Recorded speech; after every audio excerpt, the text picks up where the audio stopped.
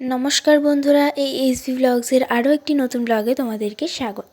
তো আজকে আমি তোমাদের সঙ্গে শেয়ার করতে চলেছি একটি দারুণ সুস্বাদু মাটন কারি রেসিপি। তার জন্য প্রথমে মাটনটাকে একটু হলুদ, লবণ এবং সর্ষের তেল দিয়ে ভালোভাবে ম্যারিনেট করে রেখে দিতে হবে। তারপর আমি কড়াইতে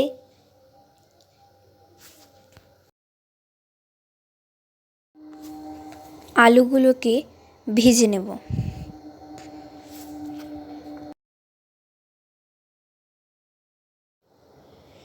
আলুগুলোকে লবণ হলুদ দিয়ে ভালোভাবে ভেজে নেওয়ার পর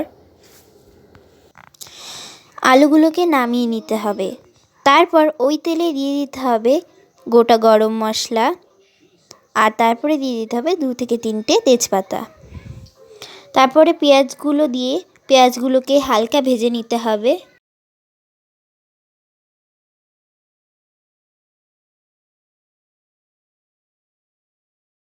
পেঁয়াজগুলো হালকা ভাজা হয়ে যাওয়ার পর দিয়ে দিতে হবে একে একে আদা বাটা, আর দিয়ে দিতে হবে রসুন বাটা।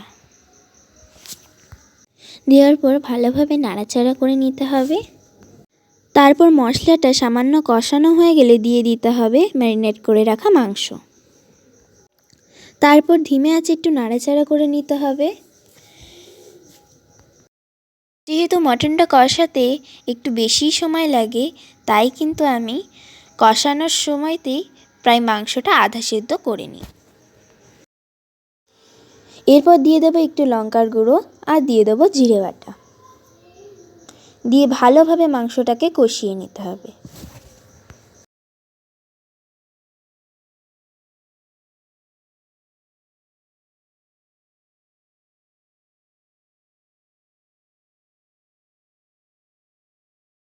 এরপর দিয়ে দিতে হবে আগে থেকে ভেজে রাখা আলু, দিয়ে আবারও ভালোভাবে নেড়েচেড়ে আরেকটু ভালোভাবে কষিয়ে নিতে হবে।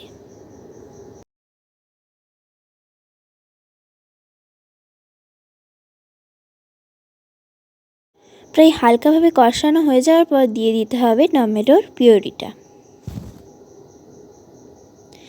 দেওয়ার পর আবারও ভালোভাবে নাড়াচাড়া দিয়ে সুন্দর করে কষিয়ে নিতে হবে।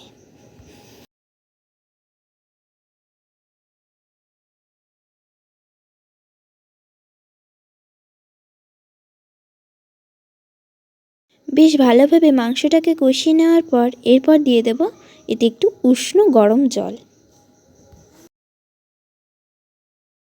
তারপর জলটা একটু ভালোভাবে ফুটে উঠলেই এটাকে ঢাকা দিয়ে দিতে হবে।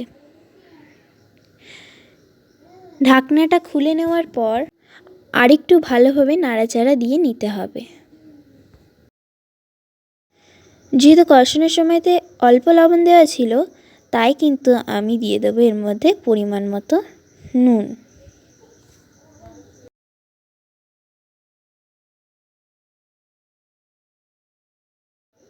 দেওয়ার পর আবারও ভালোভাবে নাড়াচাড়া দিয়ে নিতে হবে। সবশেষে মাংসের মধ্যে একটুখানি গরম মশলা ছড়িয়ে দিতে হবে। তারপর রেডি হয়ে গেল আমাদের গরম গরম মাটন কারি।